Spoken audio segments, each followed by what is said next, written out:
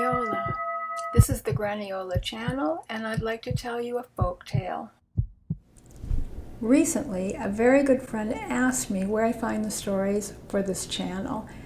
There are several things that I do, but the very best way is to listen to people who've had the stories told and retold to them.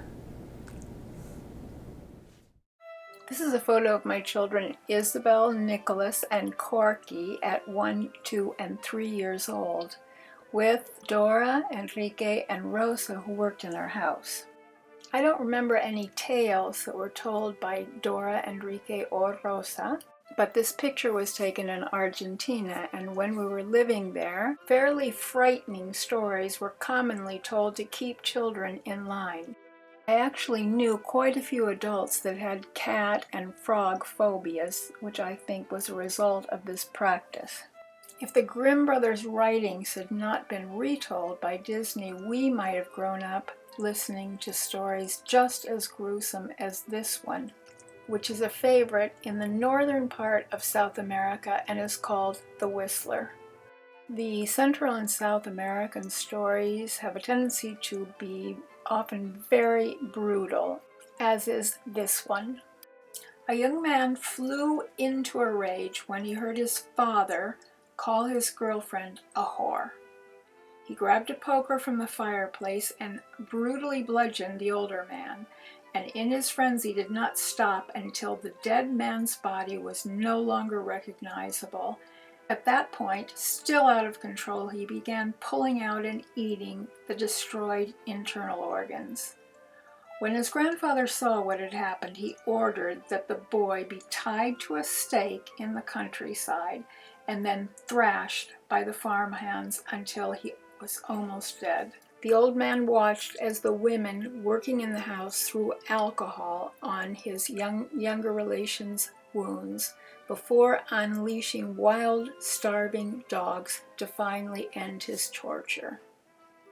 As the dogs were attacking him, the old man screamed a curse, condemning his young grandson to peregrinate through eternity, whistling as he moves from place to place, carrying a sack containing the bloodied bones of the man who had been the son of one of them and the father of the other.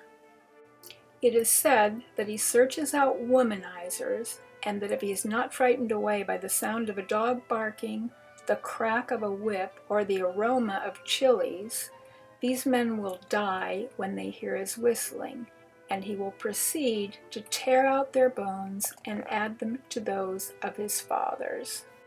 In addition, if he comes upon a drunkard alone, he will suck the alcohol out of his body through his navel. Occasionally, if the night is without stars, the whistling man will stop by the side of a house to count the bones in the bag he drags along with him. If anyone inside of the house hears the sounds of the bones clanking against each other, one of the family members will have died before the sun rises. The whistler is feared as a constant threat. Some people have heard his chilling whistle coming from the treetops. If it sounds far away, he is close by, but if it sounds close, he is at a great distance and there is still time to hide. Others have seen him both in the heat that distorts the view of the savannas and suspended in the moisture of humid days. His face is long and thin and distorted, and if you happen to visit the only country in the Americas that's named after Christopher Columbus, you might see sculptures of the whistler scattered around the countryside. This is a tale that's told in Colombia.